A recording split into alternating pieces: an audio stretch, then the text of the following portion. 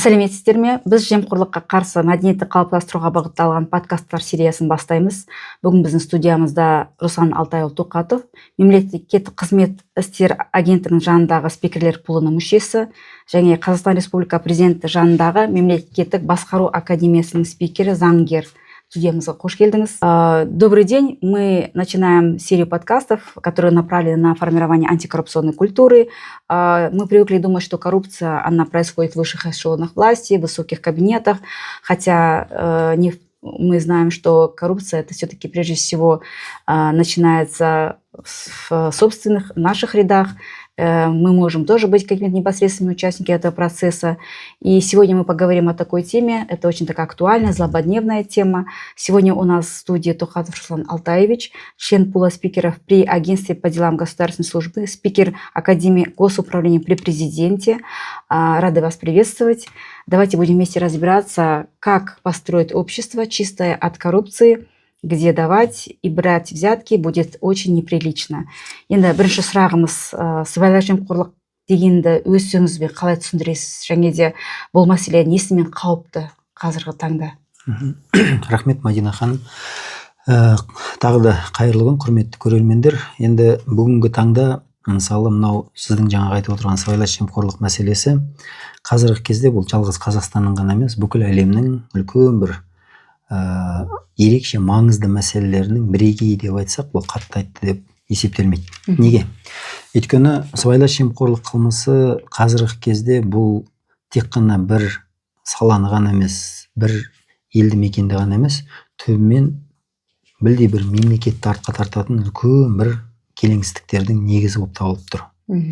Өзі сыбайлас жемқорлық қылмысын түсініп, оның түбіне зейін салатын болсақ, негізі сыбайлас жемқорлық қылмысының өзі бізге ең бірінші заң қабылдаудан басталады. Мынау 1990 жылдардың басында Бутрус Гали деген Біріккен ұлттар ұйымының төрағасы сыбайлас жемқорлық қылмысы, яғни коррупциялық қылмыс, бұл тек қана бір мемлекеттің ғана мәселесі емес, бүкіл адамзат баласының мәселесі деп, ол сол кезде осы Біріккен ұлттар ұйымында сыбайлас жемқорлық қылмысының түпнұсқа түсінігін бекітті. Кейін әрбір мемлекет өзінде заң қабылдап, осыған қарсы күрес жүргізсін деген болатын. Енді 90 жылдардың басында біз қайда, коррупция қайда, есімізді жинағанша шамамен бір 7-8 жылдай уақыт өтеді. Сөйтіп тұңғыш рет Қазақстан 1998 жылы бірінші рет сыбайлас жемқорлық туралы заң қабылдайды. Бұл заңды қабылдау барысында, мысалы өзі Қазақстанның 30 жыл тарихында біз бұған қарсы ең негізгі 2 заң қабылдадық. Біріншісі жаңағы 98 жылғы заң, бұл негізі репрессивтік заң. Яғни бұның мақсаты қылмыскерді ұстау, жауапкершілікке тарту. Ұстау, жауапкершілікке тарту. Екінші заңды біз 2015-те қабылдадық. Бұл заңның алдыңғы заңға қарағандағы айырмашылығы, бұл заң бізде алдын алатын заң, яғни превентивтік заң. Бұның мақсаты алып соттау емес, адамдарды сол қылмысқа барудың алдын алу жолын кесу болып есептеледі. Енді осы айтылып тұрған сіздің жаңағы сұрағыңыздың аясына негізі коррупция, яғни сыбайлас жемқорлық дегеніміз не дегенде, жаңағы ежелгі римдіктер, Рим заңгерлерінің жаңағы, енді біз Қазақстан романо-германдық құқық жүйесімен дамып отырғандықтан, біздің өзі құқық жүйесі толығымен сол романо-германдық жүйеге негізделеді. Ал романо-германдық құқық жүйесінің негізінде Рим құқығы тұрады. Сонда Рим заңгерлері коррупция деген сөзді талдап түсіндірген кезде, коррупция деген сөздің мағынасын ашқан кезде, этимологиясында бұл жерде коррумпер, яғни осындай сөз жатады. А коррумпер дегенімізді біз мысалы үшін қазақ тіліне аударатын болсақ, орыс тіліне аударатын болсақ, шамамен бір 20-дан астам интерпретациясы бар. Оның ішінде мысалы пара беру, мысалы сату, алдау, арбау, қорлау, тағы басқа деген сияқты. Сөйтеді, 98 жылы бірінші рет заң қабылдағанда біздің заң шығарушы коррупция деген сөзді мынандай 3 сөзбен байланыстырады. Біріншісі, коррупция бар жерде, о жерде пара бар, взятка. Екіншісі, коррупция бар жерде, о жерде міндетті түрде ең үлкен мәселенің бірі сыбайласу бар, сговор. Және үшінші ең үлкен проблема іріп шіру. Мемлекеттік аппарат шіріп кетеді. Осы 3 сатты біріктіру арқылы біз сыбайлас жемқорлық деген түсінікті ортаға салдық. Енді осыған байланысты осы сыбайлас жемқорлық туралы заң қабылданғалы бізде қазір қанша уақыт өтті, мемлекет үлкен өзінің үлесін, үлкен өзінің шараларын басшылыққа алып негізге салу арқылы осы қылмысқа қарсы үлкен күрес жүргізуде. Вот қолданған заңдар, мысалы 2 заң қабылданғаннан кейін өзгерістер бар ма? Мысалы енді біреу қатаң жазалану, еңінші превентивдік шара өткізу деген, осы туралы айтып кетсеңіз. Енді бірінші мәселе, мысалы бірінші заңды алып қарадық, бұл жерде репрессивтік заң, яғни ұстайды, соттайды. Бұның басты мақсаты бізде салдарымен күресу. Салдармен күресу дегеніңіз, бұл жаңағы қылмыстың алдын алмаймыз. Қылмыскерді ұстап алып жабамыз түрмеге. Ал енді превентивтік дегеніміз бұл салдар емес, себеппен күресу. Яғни сол қылмысты болдырмаймыз, алдын кесіп тастаймыз. Мысалы, қандай жағдайларды негізге алуға болады? Бізде осы 2015 жылы заң қабылданған кезде, сол 2015 жылды заңның ішінде бізде алыптағы, мысалы үшін, осы сыбайлас жемқорлық субъектілерін 2 үлкен топқа бөліп тастадық. Біріншісі бұл мемлекеттік қызметкерлер, мемлекеттік қызмет саласы. Екіншісі бұл бізде квазимемлекеттік секторлар. Екеуін бір-бірінен ажыраттық та. Сосын 2015 жылғы заңның 16 бабының 3 тармағында осы квазимемлекеттік секторлардың ішінде сыбайлас жемқорлыққа қарсы күресетін арнайы тетіктер жасады. Мысалы, олардың ішінде жаңа комплайенс бар, олардың ішінде әртүрлі жаңағы менеджменттер бар енгізілетін. И солардың негізінде күресе бастайды. Яғни бұның басты мақсаты алдын алу, соттамайды. Сол қылмысқа жол бермейді. Мысалы, бір ғана жағдай 2023 жылғы президенттің ұлттық баяндамасын алып қарап отырған кезде, мысалы, өзі қай жерде сыбайлас жемқорлық қылмыс көп болады, қай жерге мемлекеттен ақша көп бөлінеді, сол жерде сол қылмыс көп болады. Мысалы, білім саласын алып қарайтын болсақ, білім саласында мысалы біраз ақша бөлінгендігі көрінеді. И сол білім саласына бөлінген ақшаларды жымқыру, білім саласына бөлінген ақшаларды жаңа талан-таражға салу деген сияқты заттар өте көп көрініс табады. Соның негізінде, мысалы үшін, бір аймақты алып қарайды, жаңа ұлттық баяндамада. Сол ұлттық баяндамада білім басқармасының жаңағы тұлғаларының қатысы бар. Екінші мәселе жаңағы бухгалтерлар бар. Солар арқылы, мысалы үшін, жаңағы бөлінетін ақшаны әртүрлі жолдарменен құрту жолдары анықталады. Сонда қарап отыратын болсаңыз, жаңағы маманы бар, бас бухгалтер бар, 13 бухгалтер жаңағы елді мекенде 2,5 жылдың ішінде 280 миллионға жуық ақшаны қолды еткен, жоқ қылдырған. Сонда қалай? Мысалы үшін ақша бөлінеді, ол ақшаны алады, кейін мұғалімдердің еңбек ақысын аударады. Сосын сол арқылы ақша шығару жолдары болған. Мысалы үшін, мұғалімнің еңбек ақысы 300 мың ба, оған алады, бірінші тәсілі бойынша 400 мың аударады. Сосын кейін артынан хабарласады. 300-і өзіңізде қалсын, 100-ді бізге әкеп беріңіз. Екінші мәселе өлі жандар дейді, мертвые души. Мысалы, де юра 5 адам жұмыс істейді, де факто 2 адам жұмыс істейді. 3 адам бізде көрінбейді. Оларға төлейді. Және сол сияқты көптеген сондай мәселелер болады. Енді алдын алу барысында бұл жерде біз не істейді? Мемлекет алаттағы, енді жалғыз жаңа ғана территория емес, бүкіл жерде сондай мәселе болмас үшін мемлекет алаттағы жаңағы бірінші заң болса, ол жерде ұстап соттай береді. А екінші заң бойынша айтады, жоқ дейді. Біз алдын ала не істейміз дейді, алдын алу керек біз дейді. Яғни анализ жасайды, талдау жасайды. Сол талдау бойынша жаңағы тәуекелдер тауып алады, выявляем риски, и на основании этих рисков делаем реальные кардинальные шаги, где мы можем реально вот это все поменять. То есть, енді келешекте жаңағы 2023 жылдан бастап 25-ке дейін алаттағы жаңадан тетік кіргізеді механизм. Ол бойынша, мысалы үшін, интеграция жасайды. Мұғалім мектепте жұмыс істей ме? Білім басқармасында оның дербес деректері бар, персональный данные. Екінші, Минюста әділет басқармасында оның персональный данныйлары бар, дербес деректері. Одан кейін медицина саласында, мединфо, тағы басқа. Еңбек саласында бар.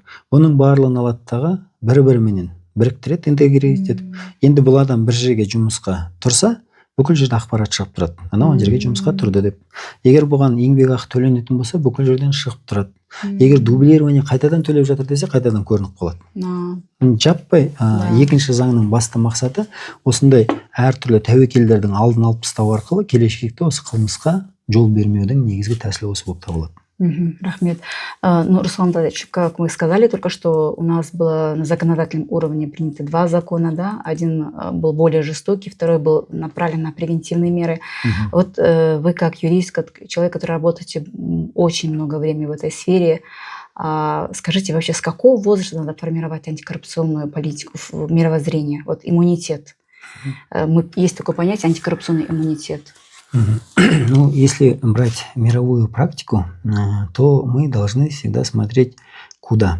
В первую очередь мы смотрим на те страны, где коррупционные показатели очень низкие. Например, за 2025 год в мире топ в 10 государств входят такие страны, как, допустим, Дания, Финляндия, Сингапур, Швеция, Швейцария и так далее. В этих странах, как мы смотрим, что они в основу берут для того, чтобы действительно бороться с этим недугом и чтобы у людей был иммунитет. В первую очередь они начинают именно с детства. То есть начиная со школьной скамьи, дошкольное воспитание, семейное воспитание. Потому что ребенок, он всегда делает то, что видит от своих родителей, от учителей и так далее. Если мы будем это все прививать именно с детства, у этого человека, у этого ребенка должно уже нарастать общественное порицание к этому преступлению. Понимаете? А для того, чтобы сформировать вот эту нулевую терпимость, необходимо что надо сделать? Вообще, самое главное, надо дать людям понять, что наказание за любое преступление, оно всегда есть. Не только когда вас поймали или посадили. Жизнь, она сама по себе, это честный человек, как говорится. И сама судьба может любого человека наказать, если так посмотреть. И самое главное, когда мы вот ставим вот такие вопросы, воспитание, роль воспитания в семье, там, в школе и так далее. В связи с этим у нас в Казахстане тоже проводится много таких моментов, допустим, в школах. Да, например, адалдық алаңы, например, среди молодежи и так далее. Там есть такие моменты, когда, допустим, делаются открытые покупки. Например, маленького ребенка воспитывают, вот есть у нас магазин, но нету продавца. А вот эта булочка стоит 15 тенге. Он должен сам заходить, покупать, и эти 15 тенге он сам должен там оставлять. Понимаете? И посредством этого у этого человека уже идет воспитание, идет понимание. И когда он вырастет, у него не будет такого понятия, как правовой нигилизм. Он не будет отступать. Дальше он идет в вузы, там тоже есть адалдық алаңы, там тоже работают с ними, они тоже дают такую информацию. И в конце концов мы должны все вот это формировать именно с детства, а самое главное, всегда надо начинать именно с себя. Если вы сами такие, если человек, то и ваши дети, ваше поколение, ваше окружение будет таким. Потому что каждый человек, как говорят вот в древнем Китае, да, кажется, я сейчас точно не вспомню, все зависит от людей, от самого. То есть, если мы сами будем нормально в эту сторону работать, у казахов есть такая пословица «насихаттамасаң насихатталасың» дейді. Если вы не будете оповещать, то завтра они будут вам оповещать что-то дурное.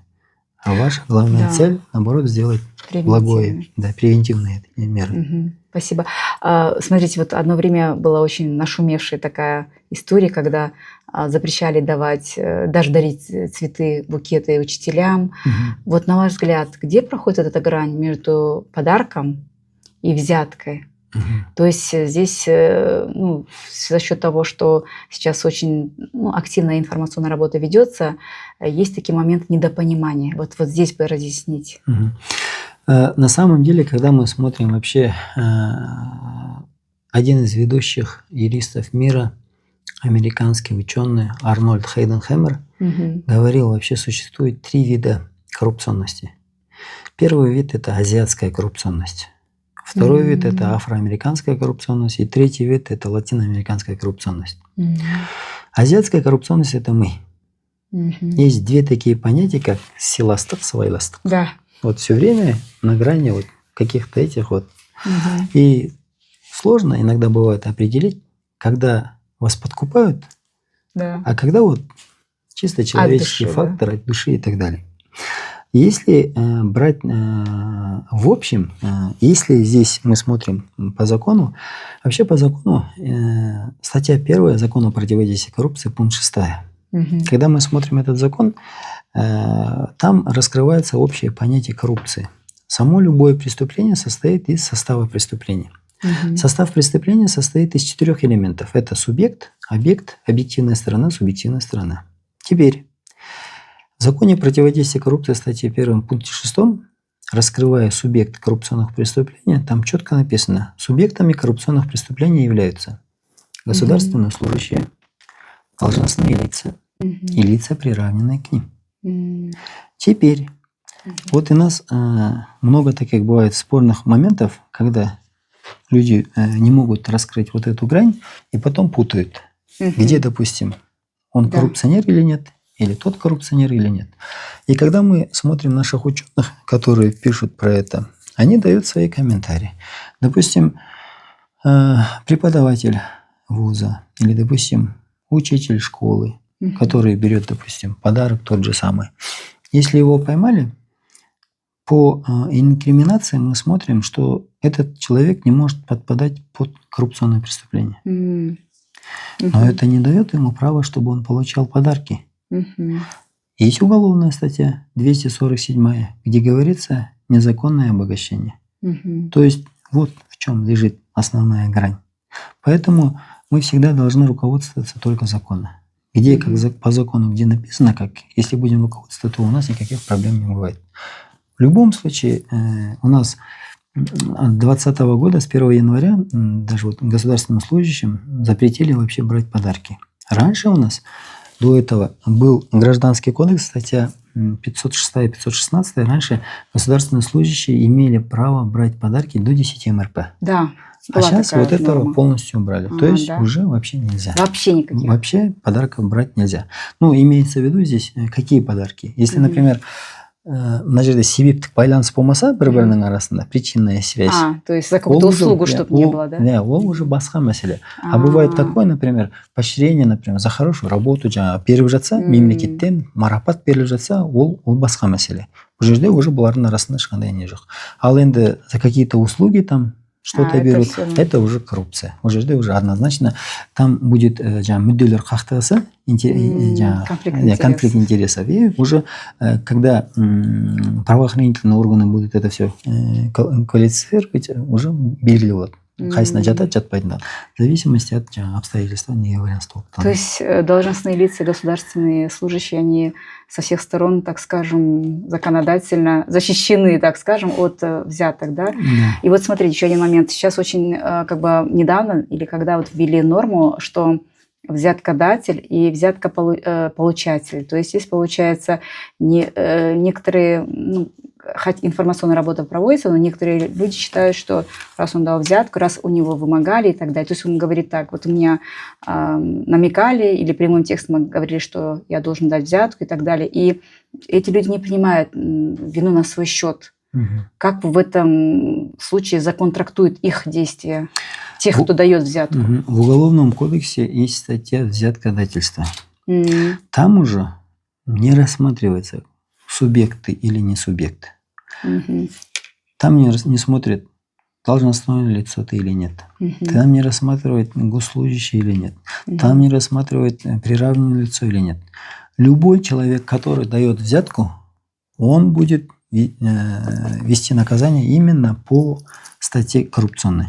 А человек, который берет взятку, там уже надо смотреть именно должностное лицо, потом государственный служащий или... И объем, да? Да, и в зависимости от... Да. Теперь смотрите, если студент дает взятку, и здесь, если преподаватель говорит, он дает взятку, то его будут квалифицировать именно по коррупционным преступлениям, как взяткодатель. Понимаете? Вот в чем разница. То есть взяткодателем у нас может быть любой субъект, а взяткополучателем специальные субъекты. Как мы указали в законе, там, да, это должностные лица, государственные служащие, приравненные к ним, да? Вот и все. То есть прежде чем кого-то отблагодарить, допустим, надо подумать о последствиях. Да. Потому что многие считают, что они могут избежать, потому что это был такой условный подарок и так далее, и не понимают той меры, степени ответственности, что он тоже является субъектом преступления, так скажем. Потому что взятка тоже преступление. Да. Сіздің ойыңызша адамдарды жемқорлыққа итермелейтін негізі факторлар қандай? Мысалы, төмен жалақы ма, заңдардың шикілігі ма, менталитет, кейбіреулер айтады мысалы қоғамдық қызметкерлер, мемлекеттік қызметкерлер жалақысы аздықтан алады, сондай нелерге барады дегендей, сол себеп салдары қандай? Жалпы өзі негізінен адамның сыбайлас жемқорлық қылмысына баруына бүкіл әлемдік ғалымдардың зерттеуін қараған кезде 5 факторды ортаға шығарады. Біріншісі бұл әлеуметтік жағдай, екіншісі экономикалық жағдай, үшіншісі саяси жағдай, төртіншісі құқықтық жағдай, бесіншісі мәдениет.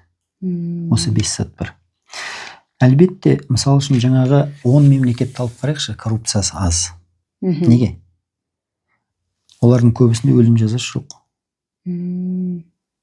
Бірақ коррупция аз. Ал енді өлім жазасы бар Қытайды қараңыз, Үндістанды қараңыз. Оларда көрсеткіш жоғары, бірақ өлім жазасы бар. Сонда бірінші мәселе әлеуметтік жағдай.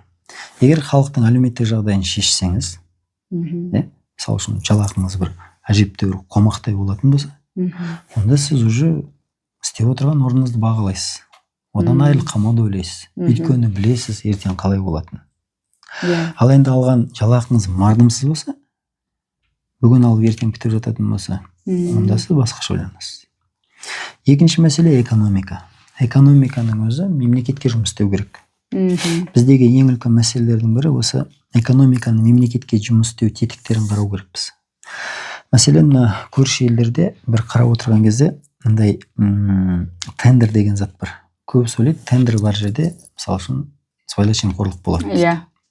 Ал енді мысалы үшін біраз мемлекеттерді алып қараған кезде, мысалы Біріккен Араб мемлекеттерін алып қарағанда, Қытай мемлекеттерін алып қараған кезде, бұларда тендер өткізеді, бірақ бұларда өткізу тетіктерінде бір өзгешеліктері бар. Мысалы үшін, бір қаладан екінші қаланың ортасына жол салу керек. Жаңағы елдің үкіметі алады тендер жариялайды. Сол тендерға мыңдаған кәсіпкер қатысады, соның ішіндегі ең мықты кәсіпкер жаңа тендерді ұтып алады. Сөйтіп ұтып алған соң үкімет алады оған тапсырма береді, ал жолды сал дейді, және қолына рұқсат береді. Осы жолды тек қана сіз сала аласыз деген. Бұл жаңағы рұқсатты алады екінші есікті қағады, бұл банктардың есігі. Банктарға барып жаңағы сертификатын көрсетеді, мен жолды салуға құқығым бар деген. Содан жаңа банктардың ішіндегі ең тәуір банкпен келісім шартқа отырып, бұл банк оған ақша береді. Сол алған ақшаға бұл алады жолды салады.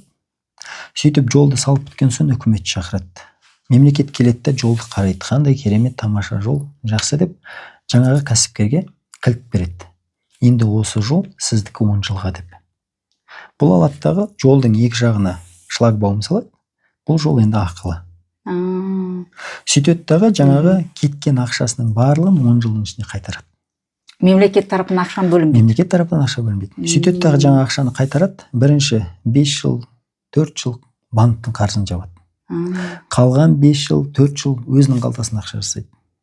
Содан 10 жыл өткен соң жаңағы үкімет келеді, айтады, ал енді бізге келіп жолды тапсырыңыз дейді. Сонда жолды 10 жылдан кейін алады. Сонда мемлекетке пайда. Ауадан жол саласыз. Кәсіпкерге пайда. Жол салып ақша тауып тұр. Банкке пайда. Ақшасын айналдырып алды. Халыққа пайда. Күшті жол тапты. Итүптің төбінде бәрі мәз.